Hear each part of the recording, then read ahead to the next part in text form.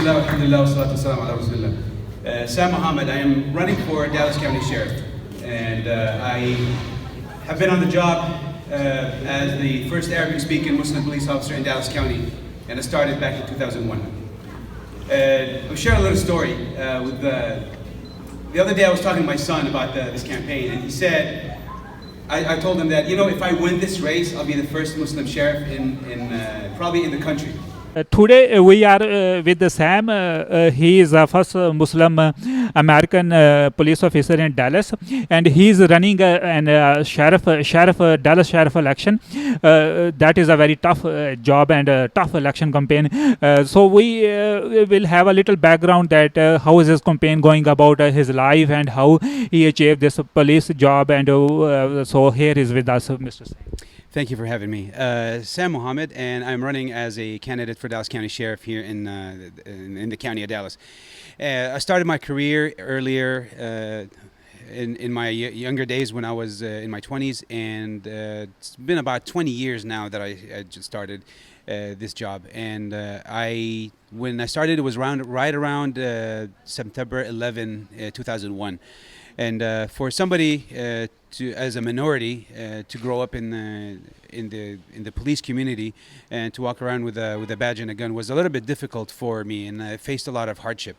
But I strived and I moved on, and I decided that nothing is going to back me down, and I continued. So 20 years later, I'm deciding that I want to make more changes in law enforcement community and enhance the citizen and police relationship. So I'm going for this position.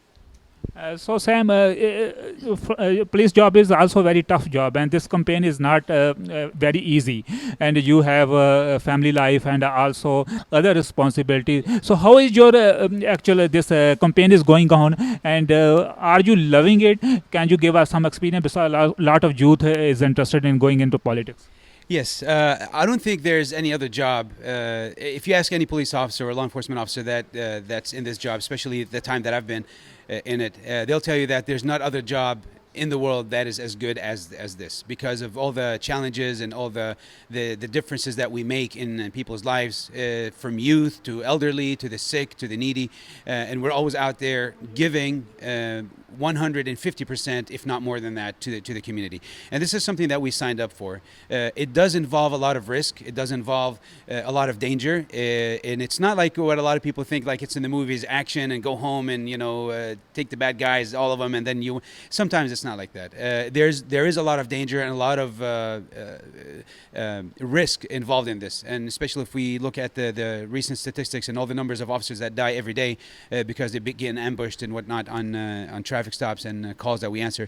But is it something that I would recommend people not to get involved in? No, I would say no, because in any job there are risks in any other job. It doesn't have to be law enforcement for it to be a risky one. I do speak with the youth about getting involved in this career, and I have influenced a lot of people, and a lot of youngsters joined the force, and they are now holding ranks, and they are pursuing more and advancing in their career. Especially now that I teach in the police academy, we see a lot of diversity. We see a lot of people from Asia, from the Middle East, from Africa, from all over the world joining the police academy, because we have some of the best training, if not the best training in the world, and a lot of people want to get involved. And we encourage people to get involved in the community to be part of it. And just like you have rights, you also have obligations and dues that you have to give. In order for you to be a productive citizen in the society that you live in, you have to be somebody who gives, not only somebody that takes. It has to be a reciprocal relationship. In my personal life, yes, it's not an easy task for me to be running as a candidate, especially it's my first campaign and first experience in politics. It's not easy, especially with having family and with having my full-time jobs. I have more than one job. I think like 3 of them now, plus this campaign. So it's taken, out of the 24 hours, I have to divide a lot of hours to this. So it's not much sleep that we get, but it's so worth it, and I would do it again. I'm enjoying every minute of it. So Sam, there is a lot of money involved in this kind of campaign, because a lot of volunteer work is involved. This is not just a one-man show. So how's your experience so far? So when I first started, I thought that was filing the fees there was no fees involved in this, but I thought there might be something like that. So, but the fees were a little bit too high, especially for a police salary. It was too high for me. But I thought, you know what, it is well worth it, and I want to do it. So for the most part, I've been self-funding my campaign. I've gotten recently some donations, and it helps out a lot. So to help me buy literature and signs and banners and stuff like that, so we can put them out in different places in the county, so people get the word out that, hey, Sam Mohammad is running for sheriff and needs the support. So we also can use the volunteers in volunteer teams, volunteer committees to come out and help out, standing at the polling places, give out flyers and talk to people about the campaign. The financial is always a big help. They can do that volunteer. People can do that by checking out the website and my Facebook page, and there's a link that's associated with it that they can donate. However but they have to be in the United States, and it has to be. There are some conditions for people to donate. We can't just take any kind of donation. There are stipulations on that. They can read it whenever they click on the site. The other thing is passing the word out. Even if you can't donate financially, you can't be here physically to do it. You can put the word out, like the page, and send it to your friends, and follow our activities, and just share it, because we need to make the noise. We need to have other minorities get involved in the community, because a lot of people have this misconception that just because I'm not an American or I'm not this or that, I don't have any rights, or I can't do it. Yeah, you can. And for more information on that, feel free to call me. Sam, we heard that you are also doing a lot of community work and helping a lot of people.